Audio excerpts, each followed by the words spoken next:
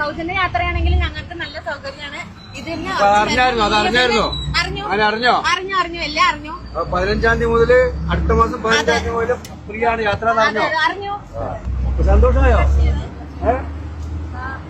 കേട്ടായിരുന്നോ അത്?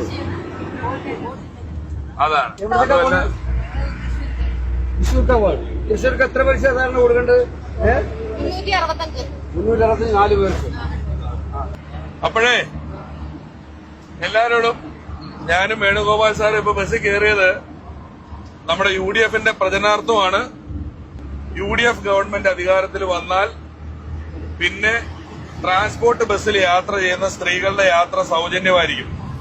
ഒരാൾ ടിക്കറ്റ് എടുക്കണ്ട, ബസ്സിൽ കയറുക, ഇഷ്ടമുള്ളിടത്തേക്ക് പോവുക, തിരിച്ചു വരിക. എല്ലാവരും സ്കൂളിലാക്കാൻ പോണെങ്കിലും ഒക്കെ എങ്ങനെയാണെങ്കിലും നിങ്ങൾ ബസ്സിൽ കയറുക, പോവുക, വരിക എന്നുള്ളതല്ലാതെ പിന്നെ സ്ത്രീകൾക്ക് ടിക്കറ്റ് കൊടുക്കുന്ന പരിപാടിയില്ല.